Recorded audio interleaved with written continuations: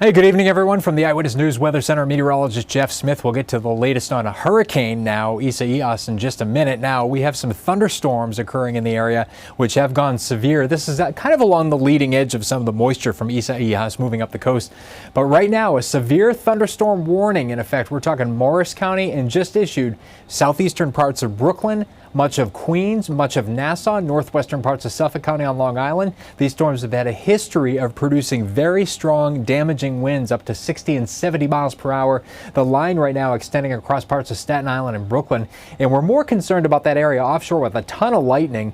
That's moving up towards, say, Nassau County and parts of Queens. So if you're in those areas, I want you to take cover immediately, get to an interior room, because these could really contain some strong winds. And also that area over Morris County and northern parts of Somerset contains some strong winds as well. Other storms now developing just west of New York City, just west of Manhattan there, over parts of Hudson County in New Jersey. Everything's racing off to the northeast right now. And in addition to that, check out the wind report that we got from Ocean County, Berkeley Township there, a 70-mile-per-hour wind gust at 7:51 this evening. So, like I was saying, these storms have a history of producing strong, damaging winds as they continue off to the northeast. Again, those severe thunderstorm warnings for parts of Queens, Nassau, and northwestern parts of Suffolk County on Long Island. Now, over to Isaias, as if we didn't have enough to talk about, right? Tropical storm warning in effect for the entire area right through the day tomorrow. There's a flash flood watch basically from New York City and points north and west. That's where we're expecting the heaviest rainfall totals. And with that onshore wind coming in from the southeast, we have a coastal flood warning for the Tuesday evening high tide cycle.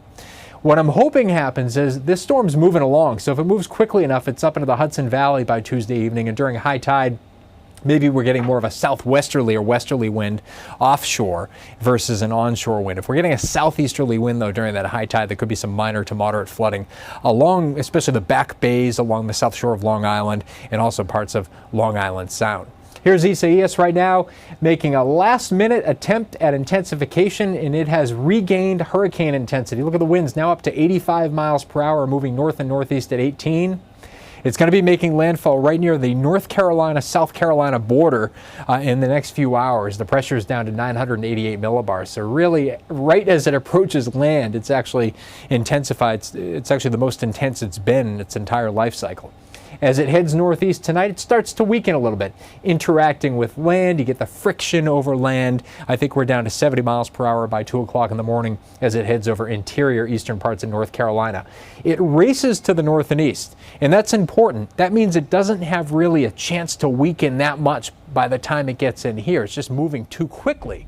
So 65-mile-per-hour winds as it approaches southern New Jersey, and then probably moving very close to New York City, probably just west of the city by later on tomorrow afternoon. Just heard a big rumble of thunder here at the studios on the Upper West Side of Manhattan because of these storms that we've been talking about moving into New York City right now. Again, that's along the leading edge of some of that really tropical air coming up ahead of Hurricane Isaias as it moves up the coast right now. And it looks better than ever, more organized than ever on the satellite radar picture here. You can see some really good banding structure, almost an eye developing here on the radar, again, as it approaches that North Carolina-South Carolina border, pretty close to Cape Fear, makes landfall, the Wilmington area. They could really be getting some strong winds right now.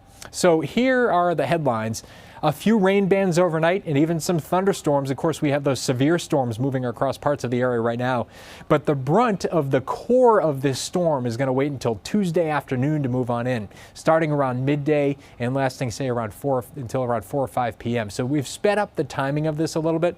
2 to 4 inches of rain, could be 4 inches or more in spots, especially north and west of New York City, and maybe some 50 to 65 mile per hour wind gusts out there. Could even be an isolated wind gust to 70 miles per hour along, say, the south shore of Long Island or right along the Jersey shore.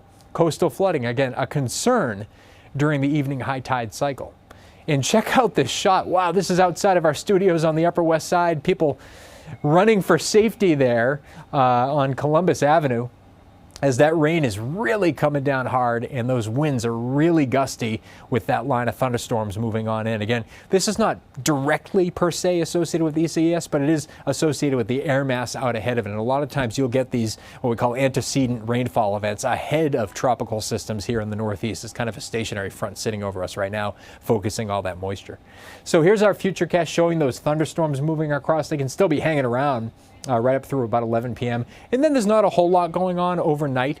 Watch what happens, though. Starting at daybreak tomorrow, you get some of those heavier showers well off to our west, and they start filling in as we head toward midday. But even at noontime, maybe it's not that bad in the city and on Long Island. It'll go downhill in a hurry, though, as we head into the afternoon hours. You see by 3 p.m. some of those really heavy rain bands moving in. And talk about heavy rain. Check out what's going on over the Poconos and Catskills and northwestern parts of New Jersey. That's where we're expecting the heaviest rainfall rates, which could be 2 or 3 inches per hour at that point. The center of the storm moving into western New Jersey, say by 3 o'clock in the afternoon, you can see the counterclockwise circulation around it. Look at how fast those wind vectors are moving, just racing in from the southeast. So that'll be a southeast wind, a very strong southeast wind across New York City and Long Island. As quickly as it moves in, though, it's out of here. Look at by 8:30 tomorrow night, the storm is history. We even have some clearing skies around. So very early tomorrow evening, there could be some lingering rain, especially north and east of New York City. But then it's really racing off to the north and east and out of our hair by that point. 2 to 4 inches of rain, though, before that happens. New York City and points north and west. Best chance for 4 inches or more in this kind of area within the dashed line, northwestern New Jersey, Poconos, Catskills. Less rain, decidedly less rain over Long Island and the Jersey Shore. Eastern Long Island might not even get an inch of rain out of this whole thing. However, they'll more than make up for it with the wind. I think some of the strongest wind gusts in this situation could be over Long Island, especially the South Shore towns. 55 to 65 miles per hour, and maybe even a little bit higher. Could be some 70 mile per hour gusts right along the South Shore of Long Island, maybe right along the Jersey Shore, and you see those 55 to 65 mile per hour gusts kind of sneaking all the way into New York City. West of the city, 45 to 55 mile per hour winds can still cause some damage, especially considering you're going to be getting more rainfall in these areas. And with that moist ground, it makes trees more susceptible to falling, and there could be some scattered power outages really throughout the area. In addition to that, check this out, the Storms Prediction Center putting out a slight risk of severe thunderstorms tomorrow. That's because typically on the eastern or right-hand side of these storms, the right front quadrant we like to call it, just areas right of the track of the storm, they get into very unstable air, and there could be a couple of isolated tornadoes within the area. So this is a very multifaceted system as it moves on up the coast. Again, the brunt tomorrow afternoon. In the meantime, tonight, warm and sticky, some rain and a thunderstorm around, that low going down to about 74, increasingly windy. Periods of rain for tomorrow, the heaviest from midday into the afternoon hours. 77 for a high. Could be some flooding out there, especially in urban and poor drainage areas. Maybe some rain and wind very early tomorrow evening, and then clearing and much calmer overnight. We're down to about 71 for a low. Here's your AccuWeather 7-day forecast. Obviously an AccuWeather alert day for tomorrow with the impact from Isaias. Breezy, warmer Wednesday, 86, a little bit less humid. That's my pick of the week on Thursday, 84. And then maybe a shower or a storm into the weekend, but no washouts expected after Isaias moves on by. Don't forget, of course, to download the ABC7 NY News app. When we have nasty weather like this, you can get it on the App Store and also on Google Play. I want to just recap again these severe thunderstorms moving through parts of New York City right now, moving into parts of Brooklyn, Queens, about to move onto the South Shore of Nassau County, and we also have that warning extending into northwestern parts of Suffolk County on Long Island. Again, these storms really mean business, could contain some 60 to 70 mile per hour wind gusts, mainly east of New York City. We're going to have an update on everything, the thunderstorms, Isaias, and your full 7-day forecast coming up tonight on Eyewitness News at 11 o'clock. In the meantime, you can contact me with any weather questions on social media.